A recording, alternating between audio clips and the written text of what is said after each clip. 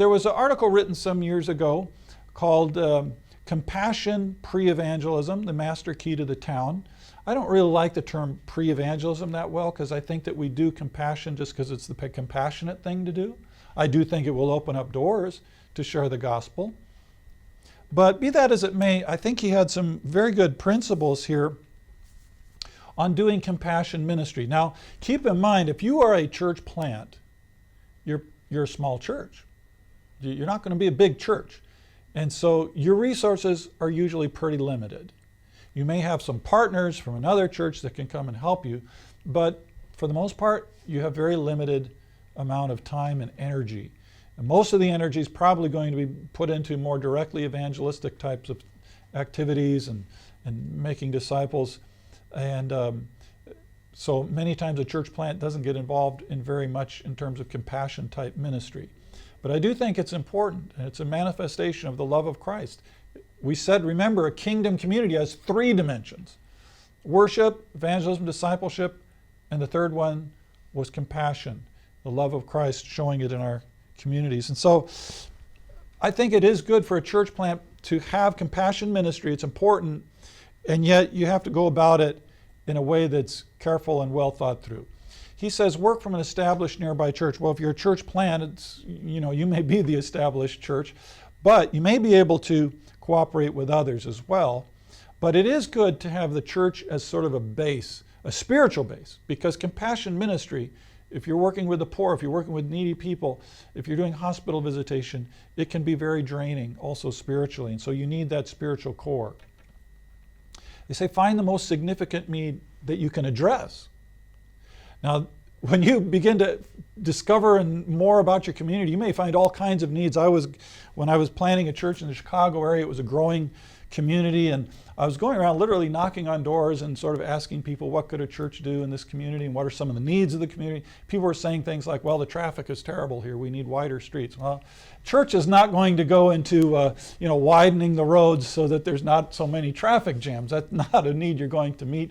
Or there may be other needs that are just way beyond what a church, especially a new church plant, could ever address. Now, he gives an example of sort of a drug education ministry. They weren't in a position to have a whole rehabilitation program. That's huge. But to have education about drugs, drug abuse, what parents can do. This was a need they discovered in the community. There were a lot of young people that were getting involved with drugs. And parents, of course, were very concerned about this. Didn't know what to do. And so, no, we can't have a drug rehab center. That would be beyond our means. But we could do drug education. And so that became a venue, an avenue for a church to address a need where Christ is concerned about people getting involved with drugs, isn't he? And to be able to address that need that even a non-Christian would say, that's something important. Christians are good people that are here to help. And so that was one example of that. Get involved in the community problem personally. In other words, what they were saying is if you have something like this, don't address the problem from a purely theoretical point of view. Meet people who are affected by this. Get to know them. Hear their story. Weep with those who weep. Get to meet that young person whose life is being destroyed by drugs. Get to meet those parents whose hearts are totally broken. And you begin to relate to the issue at a personal level instead of at a sort of a mechanical, theoretical level of how do we fix this.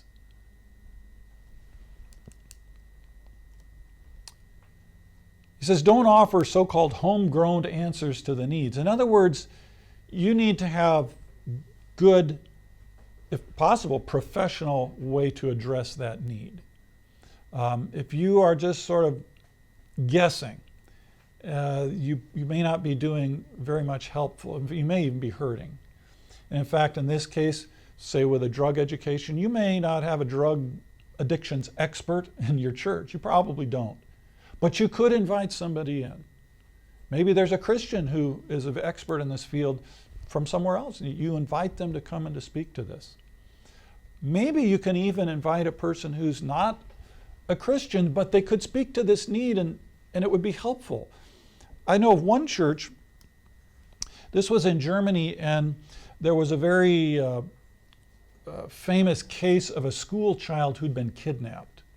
School child was, I think, on the way home from school, was kidnapped. And it was quite a sensation in the media, the newspapers, television. Everybody was talking about this. And parents became terrified. You know, what about my child walking home from school? Is my child safe? How do I protect my child? And even though it was a very, very rare sort of occurrence, nevertheless, parents become concerned. And this was such a concern, the church said, look, here are people that are really upset. Let's have an information night in our church. It's not going to be an overt evangelistic event. We're not going to share the gospel in that event. But let's just open up the church as a meeting place. Let's invite community experts. Let's invite the local police to come and give information to parents about, you know, best way to protect your children and so on. Or maybe somebody from the local school to come in and say, you know, what do we need to teach our children about, you know, not going with strangers?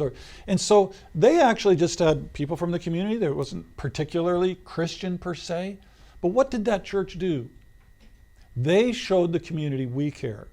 We care about what you care about because Christ cares about what you care about. Christ cares about your children. And if a secular police officer or secular school official can give you helpful information, that's fine. Another thing it did, by the way, is it brought people into that church building that may have never darkened the door of a church. But they came in and they said, you know what, these are friendly people here. This is not a scary place. Some people are literally scared to enter into a church building. You know, I grew up as an atheist. I'd never been to church. Church was kind of a spooky place. And I had Catholic friends, and they'd tell me all these sort of spooky things that sort of happened in the church, and that was kind of creepy. Or sometimes people say, oh, it's a sin to enter a Protestant church or something like that. So sometimes it's just getting people in the building and just being friendly people and saying, yeah, we're here for the community. It's okay. We're not isolating ourselves. So that's another thing there. But get good information to really help meet that need, whatever that need is. It says network with those already trying to meet the need. So maybe with this drug education program, you network with the local schools. You network maybe with the police department. You find those in the community. Maybe they're not Christians, but they're doing a good thing. And you, as a Christian, can be salt in that program. In fact, especially something like drug rehabilitation programs, they advocate the 12-step program, which has spirituality in it. You have to call on a higher power to receive help to overcome your addictions. And actually, I've started volunteering at a drug rehabilitation center for teenagers. It's not a particularly Christian place. But the spiritual element of that program is very central. Why not bring Christ into that kind of a context? And so network with those who are already trying to meet the need. Use first-rate publicity. In other words, people should take you seriously. I think that's what he's getting at here. If you have just sort of slipshod, not very good materials, people are nowadays, this day and age, they won't take you very seriously. He says enlist local government and business support. You'd be amazed sometimes for some of these programs that even secular businesses are willing to sponsor a program, even a Christian program, a religiously based program, because they see that it's going to meet a need. Kind of along a slightly different line, I know of one church that had an art exhibition. They had Chagall paintings or watercolors. One of the, I believe it was a niece of the famous artist Chagall, was a Christian, and she would go and do art exhibitions in churches. And of course, Chagall had biblical paintings. He had paintings of biblical motifs, and she would tell the biblical stories. It was a great sort of art education as well as evangelism because these are biblical stories. And in one situation, a local bank helped finance, sponsor the art exhibition in that town. And so it was a good way to build relations in the community. School groups came in and said, wow, an art exhibition in our community, a smaller community, doesn't have big art museums. Wow, that's really good for our school kids to be exposed to that. They even had programs where kids could paint and all kinds of creative things to do. And so here again, cooperating with the schools, cooperating with local businesses, and you build goodwill in the community. Do not use for direct evangelism. Now here's where, some people will say, well, if you can't preach the gospel, you shouldn't really be wasting your time with it. And I say, the love of Christ compels us to care about people. And if we use a lot of these kinds of ministries as bait, in other words, let's get them in the room by offering a drug education program, and then we'll talk for 15 minutes about drug education, and then we'll talk for 15 minutes about Jesus. How do you think people feel? They feel tricked. I mean, wouldn't you feel that way? If you were invited to something that was supposedly just an information, and then somebody was trying to feed you something else. And so I don't think that's it's a question of integrity.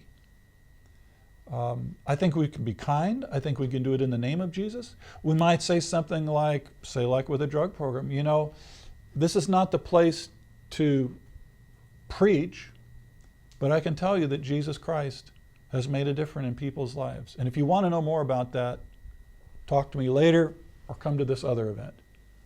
But be careful about using compassion ministries as sort of bait to get people to come and hear your message. TVS Seminary is a great way to invest in the kingdom of God. Please consider making a donation to support this effective educational and outreach ministry today. We exist upon your gracious giving. Please donate to support TVS Project's continuation and growth. For more information, visit tvsseminary.com. Now, in many cultures, people consider spirituality integral to a holistic view of life. In Western cultures, we tend to divide things out more. I think of one example in Africa where there were two medical clinics. One was a totally secular NGO. There was no spirituality to it. It was just give the medicine and so on. The other clinic was run by Christians. And so when they gave out their medicines or diagnosis, they would pray for the patients. And it was interesting, more people went to the Christian one where they got prayed for, even though many of the people were not Christians. And they began to ask around. They said, well, we believe that life is holistic, and so prayer, spiritual, yes, we want a spiritual answer to our health, not just medicine. And so many people see life more holistically, and so it's very natural to have a spiritual dimension to addressing these issues we may be addressing. But we do need to be very sensitive about it. And then to pray consistently and realizing that God, it has to be the one that works in the hearts of people, and that God is concerned about whatever this particular issue is we're addressing also. And then finally, being willing to work over the long haul. Don't start something you really can't finish. Now, if you're just doing one information evening on how to help children, keep your children safe or something like that, or I gave the example before of potty training. Somebody asked me, well, how do you make that transition from potty training to the gospel? Well, you probably don't. Although there are some parallels of helping new Christians like babies. There's a little potty training involved with new believers learning how to live as Christians, I suppose. But you probably won't. So there can be certain punctual events that you do that don't require long-term. But if you're going to get involved in long-term work, you need to carry through and not quit in the middle. We were involved in refugee work in the community where we were working in Neumarkt, in the first German church we were involved in planting. There were refugees from Africa. There were refugees from Iran. And so we would go and do visits. We'd do services with them. We helped them get food. We helped them care for some of their physical needs that they had.